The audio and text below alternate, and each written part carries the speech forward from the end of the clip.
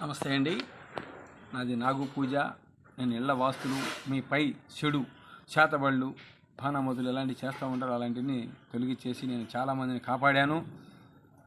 మాది మంగళగిరి మండలం, గుంటూరు జిల్లా, ఎర్రపాలెం తాలూకా, ఆంధ్ర. అలాగే ఇది చాలా వరకు కూడా బాగా వినండి. ప్రతి ఒక్కరం కూడా మేము పూజారి, మేమంతా శుద్ధి చేస్తాం, మేము బాగు చేస్తాం అంటారు. ఒక్కొక్క మంత్రం వచ్చి రోజుకి 10,000 సార్లు జపించాలి.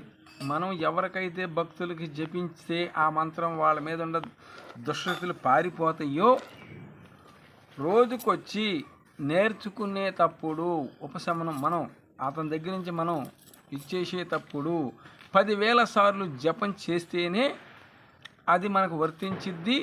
మనం ఎదట వాళ్ళని కాపాడగలుగుతాం. వాళ్ళ ఒంటి మీద ఉన్న దరిద్రాలు, చెడు శక్తులు ఎలాంటివి కూడా తప్పించే శక్తి మన దగ్గర అప్పుడు వస్తుంది. అదంతా కూడా మన బాడీ, మన శరీరానికి ఇమిడిపోవాలన్నమాట. మంత్రగండం అంత పవర్ఫుల్ అనమాట. కానీ నేను చాలామందిని చూశానండి. నా చిన్న వయసు నుంచి కూడా నేను ఒకరికి చేసాసింది లేదు. నా దగ్గర ఉన్నది పెట్టేస్తూ ఉంటాను. నా పేరు దానయ్య. నేను పుట్టిన నక్షత్రమే ఆ నక్షత్రం పెట్టమన్నారంట. చక్కగా అదే నక్షత్రం పెట్టారు.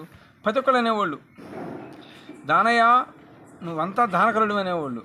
అలాగే నేను మొన్నండి ఒక 15 రోజుల క్రితం ఉండి లేక, ఎప్పుడు కూడా ఒకే ప్రేమ ఎల్లకాలం ఉంటుందని ఎప్పుడు అనుకోమాకండి. ఏదో నన్ను కన్న తల్లి ఒక ఆమె ఉందలేండి, పెంచుకున్నామా, ఆమె కూతురు ఇక్కడ ఉందలేండి, విజయవాడ అవతాలు ఉంటే వెళ్ళామండి. మేము ఆపేక్ష వెళ్ళాం. అమ్మో అంత మనోళ్ళని. వాళ్ళు అప్పుడు పూరింట్లో ఉండారు, రేకు చెట్లో. ఇవాళ 2 స్టేర్లు వేసేపటికల్లా మనని లైక్ చేయలే. వీళ్ళు ఎప్పుడు పోతారా అనుకున్నారు. మేము బయట నుంచి వచ్చామండి.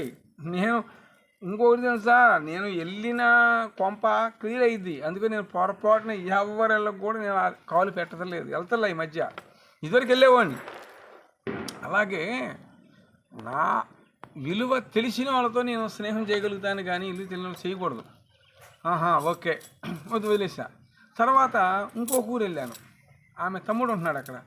వెళితే అతను కూడా స్టేర్ వేసేళ్ళండి. ఏంటి ఆయన భార్య కొంచెం విమర్శగా మాట్లాడింది. నన్ను పెంచిన తల్లి, మా తల్లి అంటే పెంచిన తల్లి అంటారు కాబట్టి ఆమె అక్కడ ఉంది, వాళ్ళ అక్కగారు ఉంది. వెళ్ళాను, మాట్లాడాను. అంతా కూడా ఏదో 2 మాటలు మాట్లాడేసాము. అలాగే ఆమె తమ్ముడు అతను ఉన్నాడు, అతను కూడా వెళ్ళాను, 2 మాటలు మాట్లాడి వచ్చేసాను. అయితే ఇది ప్రతి ఒక్కరు కూడా తెలుసుకోవాల్సింది ఏంటంటే, మనల్ని మనమే నమ్ముకోవాలి. నీ అన్న కూడి పెట్టడు, నీ తమ్ముడు పెట్టడు, నీ అన్న, నీ చెల్లెళ్ళు, అల్లుళ్ళు, కూతురు ఎవడో పెట్టడో.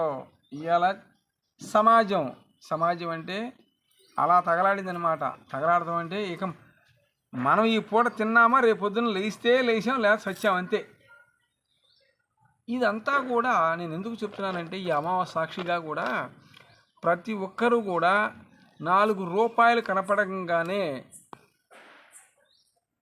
అన్నీ మెళ్ళకు వచ్చేస్తాయి. బంగారాలు, నగలు, నటర, మగవాళ్ళకైతే ఉంగరాలు, చైన్లు, బ్యాస్లెట్ అన్నీ వచ్చేస్తాయి. ఈ భగవంతుని తీసుకెళ్ళి ఆ దెబ్బలో పెట్టేస్తున్నారు. తెలుసా, బూజు పట్టిపోతుంది. ఆ పటం మీద చేసే నాదు లేడు వాళ్ళ. ఒక అతను ఉంటాడు, అబ్బో ఇంటినే పెడతాడు పటాలు, ఎందుకు? అలాగే నేను చాలామందిని బాగు చేశాను. రండి ఇక్కడికి, నేను వస్తాను, ఎక్కడికైనా రమ్మని వస్తాను. ఏ మీడియాలు పిలిచినా వస్తానండి. నేను ఎంతమందిని బాగు చేసినా కూడా నేను చూపిస్తానండి. ఫోన్లు చెప్పి 4 చేత డైరెక్ట్గా మీరు వచ్చారనుకోండి, కారు వేసి రావచ్చు, బైక్ వేసి రావచ్చు, డైరెక్ట్గా ఇంటికి తీసుకెళ్తాను. అర్థమైందా? ఎందుకంటే నా దగ్గర దైవశక్తి, ఆ నాగశక్తి, ఆ నాగు తండ్రి ఉన్నంతవరకు నేను చాలామందిని కాపాడుకుంటూ వచ్చాను. అలాగే ప్రతి ఒక్కరు కూడా లక్ష్మీమూలకి హై, నా తండ్రి నాగుకి, నాగలోక శక్తి అధిపతులకి హై, ఓం తల్లి మాతాకి జై, అమ్మ తల్లికి జై.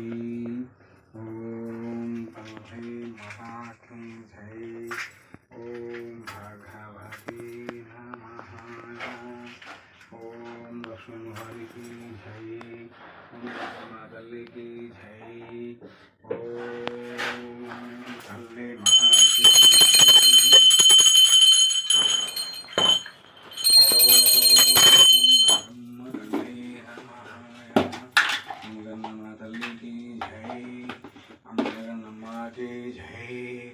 ఓం నాగమ్మ తల్లే నమః. ఓం భాగవతే నమః. ఓం నాగమ్మ తల్లే నమః. ఓం లక్ష్మీవారికి జై. ఓం తల్లి మాతాకి జై. జై లక్ష్మీవారికి జై. మాత జై తల్లి.